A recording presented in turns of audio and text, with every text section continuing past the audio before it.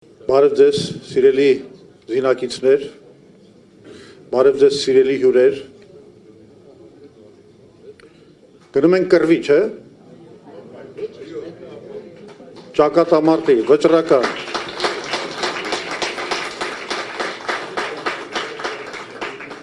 Չեք մոռացել, չէ՞, մեր 88-ի կարգախոսը, պայքար, պայքար, մինչև վերջ։ Նախ ասեմ, որ շատ ոգևորված եմ այս ցուցակի կազմման գործընթացով, որովհետև իսկապես իմ կարծիքով շատ մարտունակ եւ լավ ցուցակ է ստացվել, մրցունակ ընտրություններում, որովհետև ներկայացված թիմը, Հայ ազգային կոնգրեսի թիմը, դա գիտեք, ոնց որ միաձուլում լինի երիտասարդական ավյունի եւ քաղաքական եւ պրոֆեսիոնալ փորձառության։ Ունենք եւ ջահել եւ ահել։ Ունենք 88 թվականի բովով անցած վետերանների, ինչ ասեմ, համաստեղություններ ասեմ, թե կողորտա ասեմ, կողորտ։ Եվ ունենք ավելի երիտասարդական սերունդ, որը այդ նույն պայքարի ոգով անցավ եւ կոփվեց 2007 թվականից մինչեւ 2015 թվականը տեղի ունեցած այն համաժողովրդական շարժման երկրորդ փուլի ժամանակ եւ հիմա ունենք մի նոր հոսք եւ ունենք շատ լավ նոր երիտասարդներ,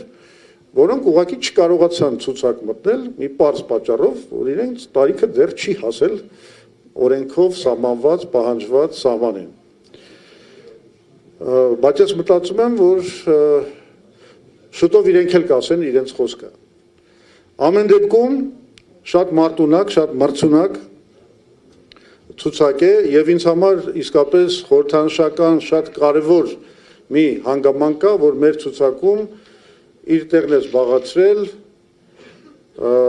Ղարաբաղ կոմիտեի անդամ Ալեքսան Հակոբյանը։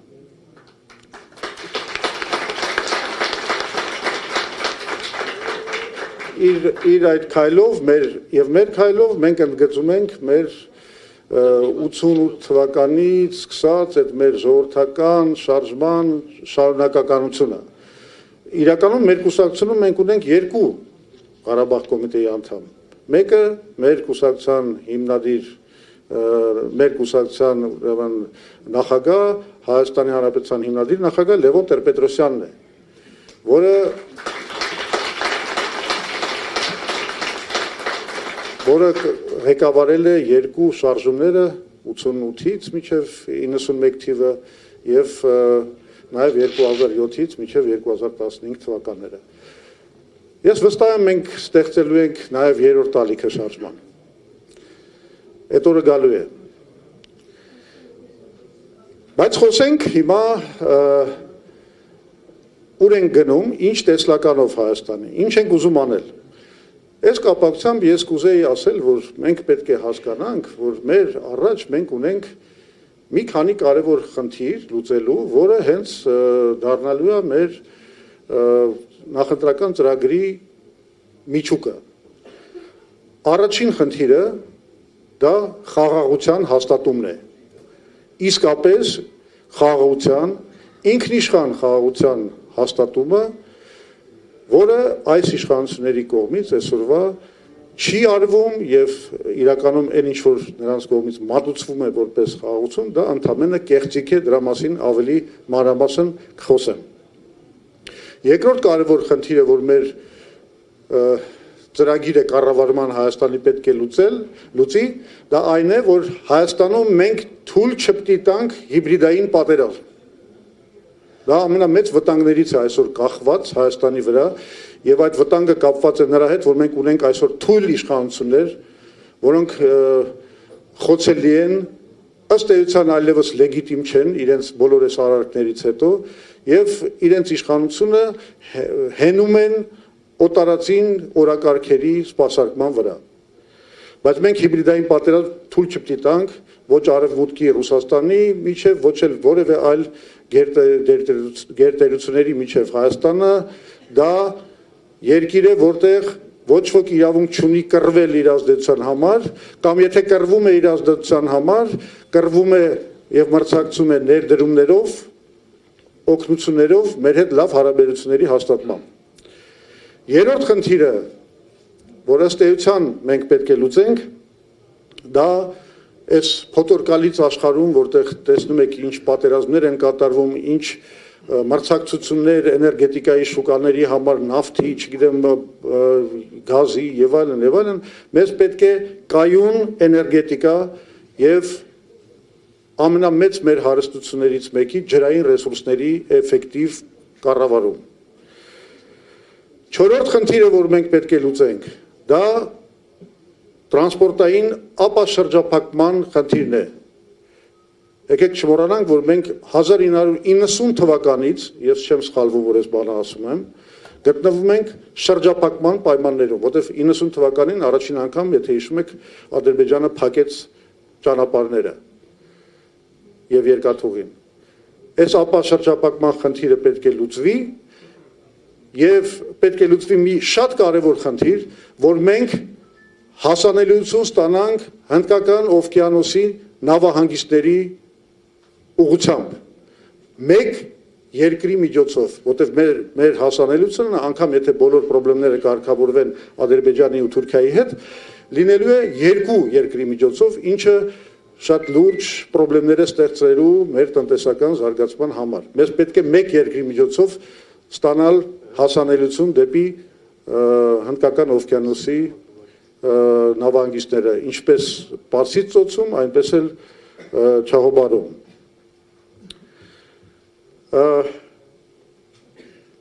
Հինգերորդ խնդիրը, որ կենսական նշանակություն ունի մեզ համար, մենք պետք է առողջացնենք մեր պետական, քաղաքական եւ տնտեսական համակարգը։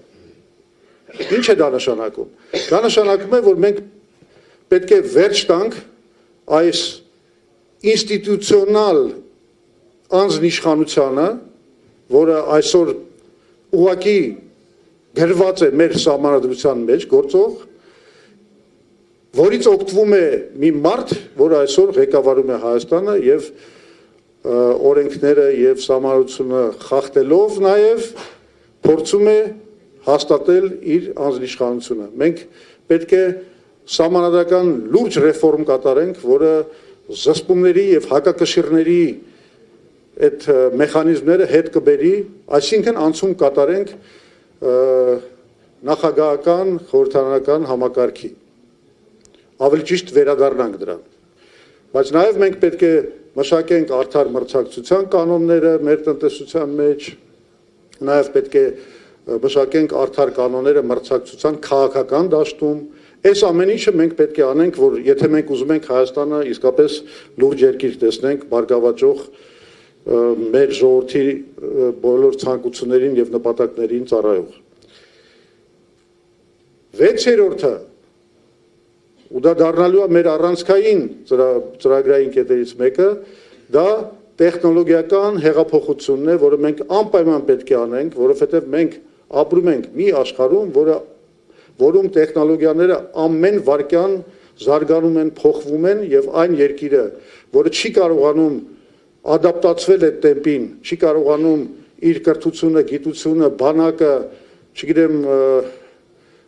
ամբողջ պետության գործարկումը համապատասխանեցնել այդ տեխնոլոգիական թռիչքին, այդ երկիրը դատապարտված է։ Մենք հատուկ ծրագիր ունենք դրա կապակցությամբ եւ դա էլ ձեզ կներկայացնենք։ Եվ վերջապես այս խնդիրները ինչի համար են արվում, որ մենք ապահովենք մեր մարդկանց համար ավելի լավ կյանք, այսինքն այդ սոցիալական հարցերի լուծում։ Եվ եթե շատ պայմանականորեն բաժանենք մեր ժողովրդին, ասենք աշխատավոր մարդկանց, չգիտեմ, գյուղատնտեսների եւ այլն, բիզնեսմենների եւ այլն, ուսանողների եւ թոշակառուների, ապա մենք բոլոր այդ կատեգորիաների համար կյանքը էապես պետք է բարելավենք։ Ուրեմն մենք եւ կխոսենք այնպիսի հարկերի մասին, որոնք խրախուսում են տնտեսական գործունեությունը եւ արդար մրցակցությունը, մենք խոսենք այնպիսի ծրագրերի մասին, որոնք գյուղատնտեսությունը նորից շահավետ կդարձնեն Հայաստանում, մի բան, որ ինքը դադարել է լինել։ Մենք ուսանողների համար կստեղծենք պետականորեն ֆինանսավորվող ուսանողական բանկ, որը հասանելի կդարձնի, ըստ էության գոնե առաջի տարիներին լրիվ ձրի կդարձնի ուսուցումը բոլոր նրանց համար, ովքեր ունակ են սովորելու, եւ թոշակառուների համար ես հենց հիմա հայտարարում եմ, սա չհամարեք պոպուլիստական քայլ, սա այն է, ինչ որ մենք հաշվարկել ենք եւ անելու ենք եւ նախաձեռնելու ենք մեր իշխանության գալու առաջին օրվանից սկսած։ Այսինքն մենք բարձրացրելու ենք, ասում եմ, առաջի քայլը, որ անելու ենք, դա նախաձեռնելու ենք գործընթաց, որով մենք բոլոր թոշակառուների այդ թոշակները կբարձրացնենք եւս 10,000 դրամով։ Եվ սա կդարձնենք, խոսքը միջին թոշակի մասին է, եւ սա կդարձնենք շարունակական process, որովհետեւ մենք պետք է փակենք այն խզումը, որ առաջացել է միջին աշխատավարձի աճի եւ միջին թոշակների միջև։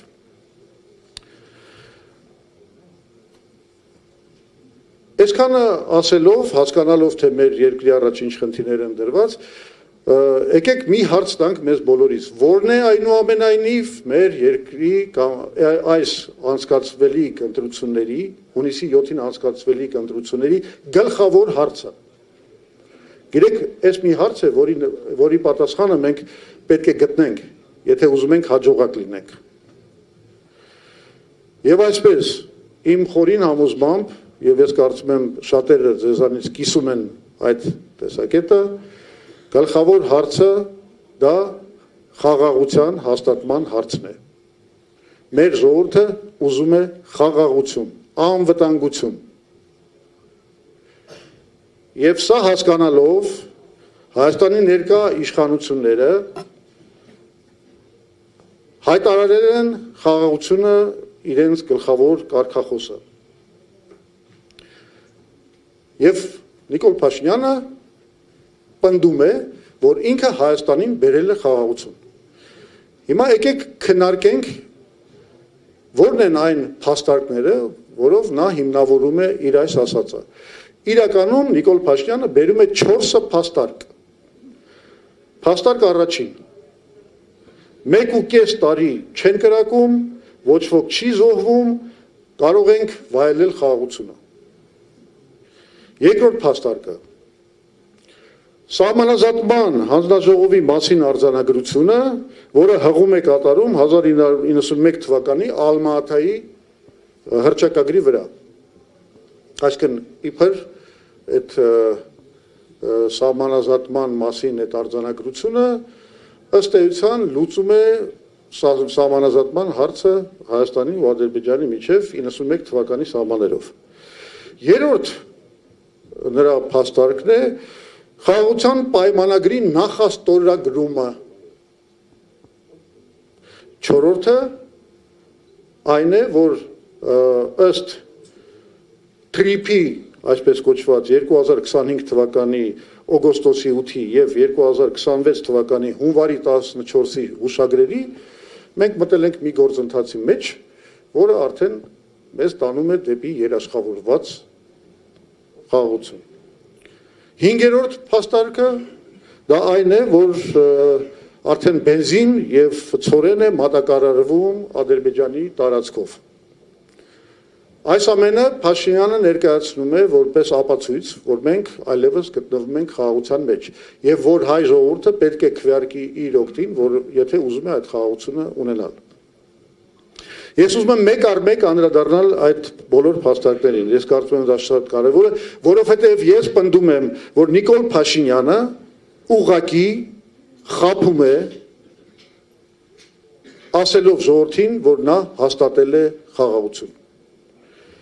Ուրեմն առաջի փաստարկին անդրադառնամ, որ 1.5 տարիա չեն կրակում, ոչ ոք չի զոհվում եւ այլն։ Նախ 1.5 տարի չկրակելը երբեք չի կարող համարվել խաղաղության ապացույց։ Ավելին, իր 8 տարվա կառավարման ամբողջ ընթացքում, ասենք 6 տարվա ընթացքում մենք իրականում ունեցել ենք 10 բախում Ադրբեջանի հետ, ունեցել ենք 3 խոշորածավալ զինյալ հակամարտություն, կարելի ասել անգամ 3 պատերազմ, որի արդյունքները եւ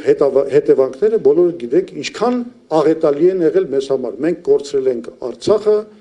ոչնչացվել են մեր, չգիտեմ, գյուղերը, մեր դպրոցները, եկեղեցիները եւ այլն, մենք կորցրել ենք նաեւ ինքնիշխան տարածք, Հայաստանի Հանրապետության ինքնիշխան տարածք, մենք կորցրել ենք 5000 մարդկային կյանք, կորցրել ենք արժանապատվություն։ Փաշինյանը որպես այս երկրորդ բանն է, որ ինքը ասում է չեն կրակում, ես ուզում եմ բացատրեմ ինչի չեն կրակում։ Փաշինյանը իրականում որպես Հայաստանի ապաշնոր 8 գետ ղեկավար, իսկ հիմա արդեն նաև որպես Ալիևի հլու հնազանդ կուսակալ, խամաճիկ կուսակալ, ուղղակի նվեր է Ալիևի համար։ Եվ բնականաբար Ալիևը ընտրություններից առաջ ամեն ինչ անում է, որ այս նվերը վերընտրվի։ Թեկուզ միայն նրա համար, որ շարունակվի Հայաստանի դիմադրողականության անկման այս գործընթացը։ Սա ուրեմն ընդամենը նախընտրական զինադադար է, որի ընթացքում Ադրբեջանն ու Թուրքիան անթաքույց պահանջում են Հայաստանից ընտրել Նիկոլ Փաշինյանին։ Դուք բոլոր լուրերը գիտեք, լսում եք։ Եվ սա ինչ է, եթե ոչ ակնհայտ միջամտություն մեր ներքին գործերին, սա ինչ է, եթե ոչ ըստ էության այնպիսի սպառնալիք, որով իրենք ասում են, որ դուք չեք կարող այլևս ընտրել ձեր ղեկավարներին, դուք չեք կարող այլևս որոշումներ ընդունել, թե դուք ինչպես եք կառավարելու ձեր երկիրը։ Դա անելու ենք մենք, Ադրբեջանը եւ Թուրքիան։ Իսկ ինչ վերաբերվում է նրան, որ մենք արդեն կարող ենք վայելել խաղաղությունը, ապա դուք տեսեք, որ Փաշինյանը ինքը արդեն սկսել է չարագուշակել նրա մասին, որ սեպտեմբերին մեզ սպասում է աղետալի պատերազմ։ Եթե ինքը հանկարծակի չհավաքի կամ չստանա սահմանադրական մեծամասնություն պարլամենտում։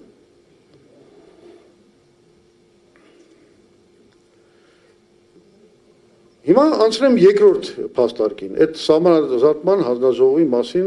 այդ երկուստեք վավերացված արձանագրությունը։ Ուրեմն նախ մենք բոլորս տեսանք, որ սահմանազատում եղավ մենակ Տավուշում, ընդ որում մենք վերադարձրեցինք մեր վերահսկողության տակ գտնվող 3 գյուղը, ըստ էության մենք վերադարձրեցինք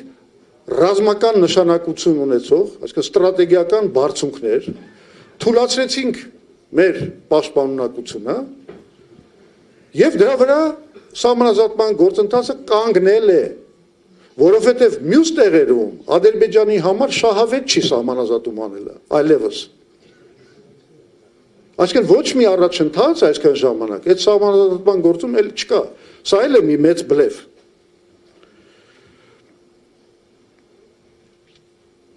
Էլ չեմ խոսում նրա մասին, որ Ադրբեջանը, դուք բոլորը գիտեք, արդեն միակողմանի պահանջներ է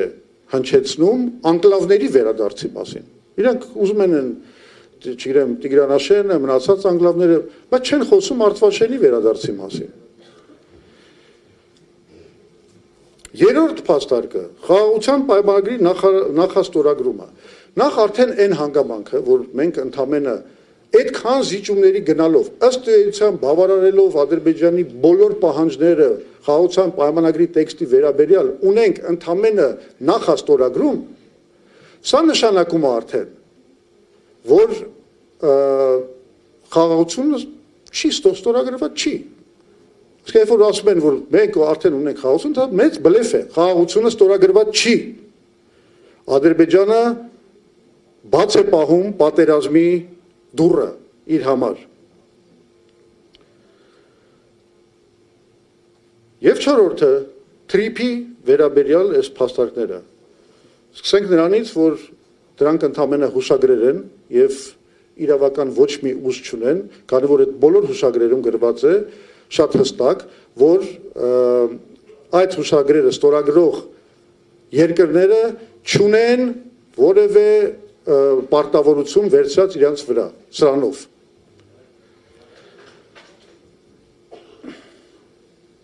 ԿՊ-ի այն պնդումները, դուք բոլորը դրան ականատես եք եղել, որ Ռուսաստանը եւ Իրանը չեն առարկում այդ բանի դեմ, այդ կարգավորումների դեմ, լրիվ սուտ դուրս եկան։ Հիմա տեսնում եք, ինչ տեղի ունեցավ Իրանի դեմ ամերիկա-իսրայելական այդ պատերազմի հետևանքներով, Իրանը հաստատեց իր ազդեցությունը եւ թրիփի իրականացումը, ես կարծում եմ, այլևս եթե դա դարել է բավականին դժվար գործ, եթե ոչ լիովին անհնար։ Հետևաբար, այդ բոլոր պնդումները, որ թրիփը մեզ բերել է ինչ-որ կայունություն եւ խաղաղություն, դրանք բոլորը նույնպես սուտ են։ Մենք ասում ենք, որ չի կարելի անտեսել գերտերությունների շահերը ռեգիոնում։ Մենք դրա մասին միշտ ասել ենք, մեզ ասում են, չէ, խնդիր չկա եւ այլն։ Բայց հիմա պարզվում է, որ այդ այնտեղ մենք նստած ենք մի աշխարհաքաղաքական ռումբի վրա, որովհետեւ եթե կան գերտերություններ, ում շահերը որ այդ խաղաղությունը չի կրում կայուն բնույթ եւ ամեն րոպե կարող է պայթի։ Բենզինի եւ ցորենի մատակարարումները Ադրբեջանի տարածքով։ Լսեք, հենց այն հանգամանքը, որ այդ մատակարարումները բարի ժեստ են այսպես կոչված Ալիևի կողմից, նշանակում է, որ ոչ մի ինստիտուցիոնալ շրջապակում չկա, ամեն ինչ կախված է Ադրբեջանի կամքից, ընդամենը, այսինքն բլոկադայի վերացում չկա, եւ հիմա էլ Ադրբեջանը եւ Թուրքիան շարունակում են իրագործել բլոկադա շրջապակում Հայաստանի դեմ, ինչը բոլորս գիտենք իրականում պատերազմական գործողություն է, բլոկադան պատերազմական գործողություն է։ Այդ չեմ խոսում մեր ռազմագերիների մասին եւ Արցախի ղեկավարության մասին, որ այսօր պահվում է Բաքվի բանտերում եւ խոստանգվում է։ Էլ չեմ խոսում այն մասին, որ Ադրբեջանում շարունակվում է հայատյաց համակարգային պետական քարոզչությունը, որը վկայում է, որ Ադրբեջանը բացարձակապես դեռ իր համար չի որոշել գնալ խաղաղության Հայաստանի հետ։ Հիմա հարց է ծագում, ընդհանրապես մենք Նիկոլ Փաշինյանին հավատալու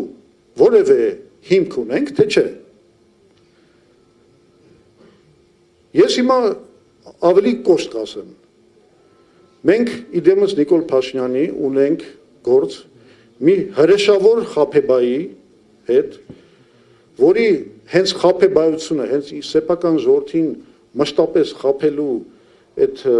քաղաքականությունը բերել է աղետալի հետևանքների։ Իրականությունը հետևյալն է։ Փաշինյանը խաբում է եւ այն մասին, որ հաստատված է խաղաղություն, եւ այն մասին, որ իր չընտրվելու կամ համարական մեծամասնություն չստանալու դեպքում լինելու է աղետալի պատերազմ։ Երկու հարցում էլ նա մեզ խաբում է։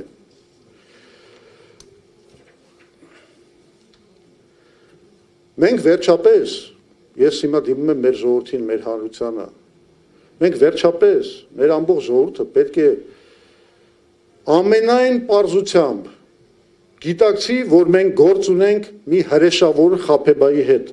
որը պատրաստ է ցանկացած ստորության ու մանիպուլյացիայի հանրությանը մոլորեցնելու եւ ապատեղեկացնելու սեփական իշխանությունը պահելու նպատակով։ Նա խաբում էր թրիփի մասին հերքելով, հիշում եք, 99 տարով ամերիկյան կառավարության փայատիրությամբ ընկերությանը գերակշիռ փայատիրությամբ հանձնելու տեղեկությունները, որ մենք ասում էինք, հերքում էին, հետո դա հաստատվեց 2026 թվականի հունվարի 14-ի հուշագրով։ Խաբում էր նոյեմբերի 9-ի հայտարարությամբ նախատեսված Մեղրիի ճանապարհի տրամադրելու պարտավորությունների չկատարման մասին, ինչի հետևանքն եղավ Արցախի կորուստը, ու արդեն փակված պատմություն է։ Խաբում էր 2021 թվականին, երբ որ հիշում եք ընտրությունների ժամանակ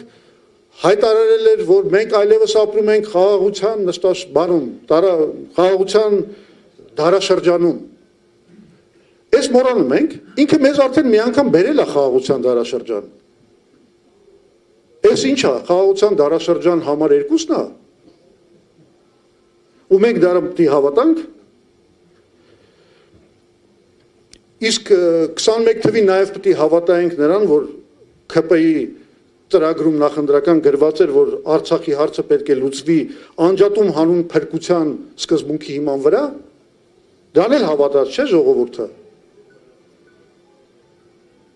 Ընդամենը 2 տարի հետո այդ կարգախոսով ընտրվելուց հետո Արցախը ոչնչացվեց։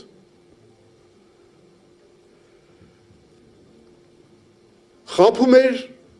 երբ ներկայացնում էր խաղաղ կարգավորումից հրաժարվելու պատճառները։ Հələ հիշեք, սկզբից ասում էր, դե չենք կարա գնանք կարգավորման, որովհետև Լեռնային Ղարաբաղի վերջնական կարգավիճակի լուծումները մեզ չեն բավարարում։ Հետո փոխվեց նարատիվը, այսպես կոչված, իրենց սիրելի բառն է։ Բա հողերը տայինք, որ ասային դավաճանենք։ Հիմա մի նոր բանի են անցել խաբեության, ասում են չգնացին կարգավորման, որ պաշտպանենք մեր անկախությունը եւ հաշտություն հաստատենք Ադրբեջանի հետ, երկխոսություն Թուրքիայի հետ։ Այս բառերը ես չեմ հնարել։ Այս բառերը ինքը ասել է անցյալ տարի օգոստոսի 23-ին անկախության հռչակագրի վերաբերյալ իր ելույթի մեջ, գրավոր ելույթի մեջ։ Եվ վերջապես ամենակարևորը, որը նա փորձում է թաքցնել ամեն գնով, դա 2019 թվականի պլանի մերժումն է եւ ոչ միայն մերժումը, այլ նաեւ թաքցնումը, նա թաքցրել է այդ պլանը սեփական ժողովրդից։ 2019-20 թվականներին Նիկոլ Փաշինյանը ասում էր, որ ոչ մի պլան չկա սեղանի վրա։ Իրականությունը հետևյալն է, այդ պլանի մասին իմացել է Նիկոլ Փաշինյանը եւ Զորաբ Մնացականյանը, եւ նրանք թաքցրել են այդ պլանը սեփական ժողովրդից։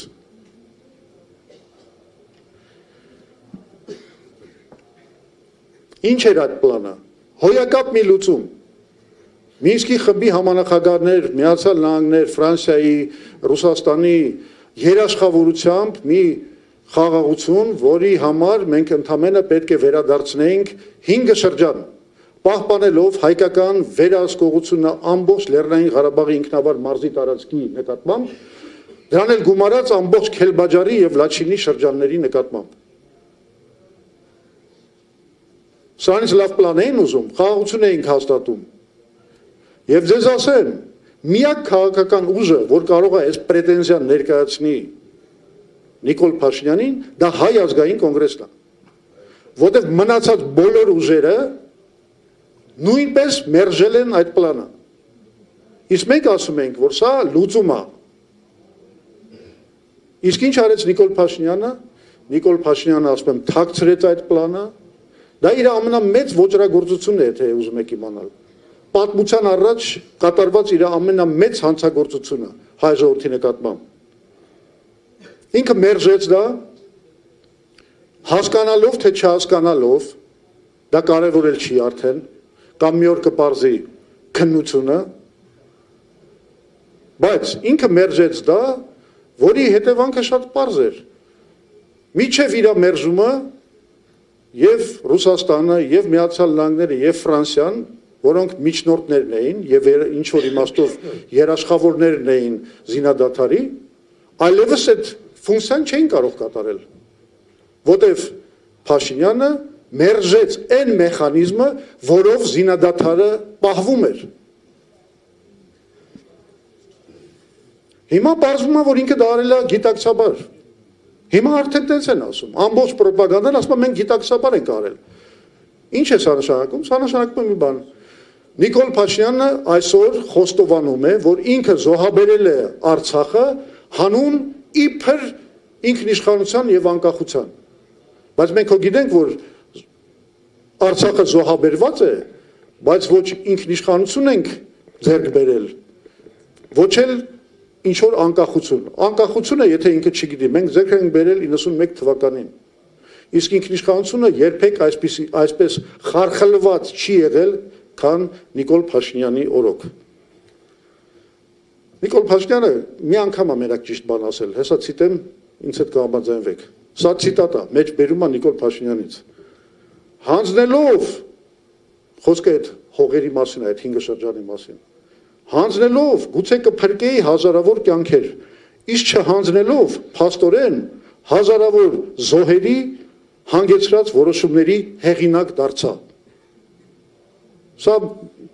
հազվագյուտ պահերից է, երբ որ ինքը ասենց ինքնախոստովանության մի նոպայով մեզ ներկայացրել է միգուցե, այո։ Հատե մեկ ստացվում է իր մոտ ճշմարտություն ասելը։ Բայց այդ նոպաներից հետո նորից շարունակում է ստելը։ Իսկ ճշմարտությունը հետևյալն է։ Նիկոլը մեզ տարել է եւ շարունակում է տանել ոչ թե խաղաղության, այլ պատերազմի, պարտության եւ նվաստության ճանապարհով։ Նիկոլը եւ նրա ամբողջ թիմը, շարունակում եմ ճշմարտությունների շարքը, թաղված է կոռուպցիայի մեջ եւ մենք շատ շուտով կներկայացնենք այդ փաստերը։ Համակարգային կոռուպցիայի փաստեր։ Նիկոլը ձգտում է Հայաստանում հաստատել անձնիշխանություն։ Նա ոչնչացնում է ժողովրդավարությունն ու մարդու իրավունքների նկատմամբ հարգանքը։ Նա կազմաքանդում է հայ առաքելական եկեղեցին։ Նա ամենուրեք սերմանում է պառակտում, անօրենություն բաժանում։ Սա է Նիկոլ Փաշինյանի կառավարման ժառանգությունը։ Հիմա էլ լսեցիք, հա, այս վերջին դրվագը։ Ասում է այդ շունշանգյալի պատմությունը։ Ասում է բանա, այդ ով որ քվեարկի ինչ որ մի քանի տենց ուժի առնա տալիս, ասում է ես չեմ հավատում, որ այդքան շունշանգյալ կա, որ այդ մարդկանց օգտին կարան քվեարկեն։ Գիտեք, եթե ինքը այդ արտահայտությունը օգտագործեր քաղաքական օպոնենտների նկատմամբ, ես դա կհամարեի ներելի։ Բայց երբ որ ինքը այդ արտահայտությունը օգտագործում է սեփական ժողովրդի բնորոշելու համար, ուստեղ կարևոր չի ինչ հատված է ժողովրդի, մեծ հատված է կամ փոքր հատված է, որ այդպես են մտածում։ Եթե ինքը ժողովրդի նկատմամբ օգտագործում է շունշանգյալ այդ արտահայտությունը, դա բնորոշում է Նիկոլ Փաշինյանի ամբողջ բնութագիրը եւ պատկերը։ Տո շունշանգյալը դու ես։ Այս ինձ իրավունք եմ հիմա վերապահում իրեն ասել սա։ Շունշանգյալը դու ես, որը այդ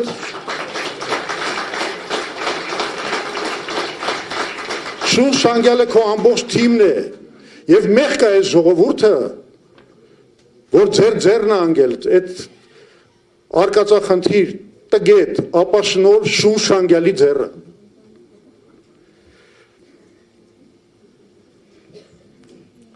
Այս մեծ համար աններելի եւ անընդունելի վերաբերմունք է, որովհետեւ հայ ժողովրդին այսպես վերաբերվել չի կարելի։ Հայ ժողովրդին պետք է սիրել, գուրգուրել եւ մենք կոնկրետ խոստանում ենք ձեզ հետեւյալը։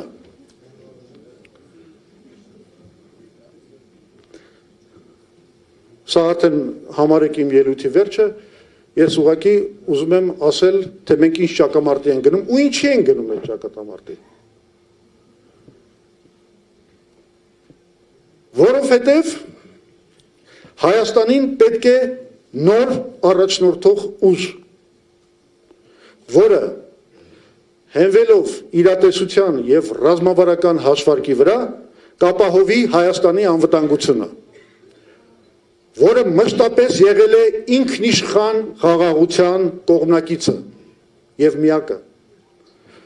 որը գիտի, թե ինչպես է պետք հավասարակշռել հարաբերությունները գերտերությունների հետ եւ ամենակարևորը պաշտպանել մեր անկախությունը, որը կարող է Հայաստանի զարգացման ուղղված մեծ ենթակառուցվածքային նախագծեր իրականացնել, ինչպիսին է մեր ծրագրի մեխը Հայաստանը Իրանին կապող երկաթուղու կառուցումը եւ հյուսիս-հարավ ավտոճանապարհի վերջնական ավարտը, որը ցանկանում է Հայաստանում պաշտպանել ժողովրդավարությունը եւ ստեղծել այնպիսի տնտեսություն, որը կծառայի բոլորին, դա կոչվում է ներառական տնտեսություն, որն ի վիճակի է իրականացնել տեխնոլոգիական հեղափոխություն եւ Հայաստանը դարձնել գիտատեխնիկական առաջընթացի առաջատար, որը կապահովի հարգանքը մարդու իրավունքների նկատմամբ, սեփական ժողովրդի նկատմամբ, կվերականգնի հանրային համերաշխությունը, կապահովի օրենքի եւ սահմանադրության գերակայությունը, կպաշտպանի հայ առաքելական սուրբ եկեղեցու իրավունքներն ու դերակատարությունը, որը կպաշտպանի Հայաստանի անկախությունն ու նրա հիմքերը, ես նկատի ունեմ նաեւ անկախության հռչակագիրը եւ մեր պատմամշակութային ինքնությունը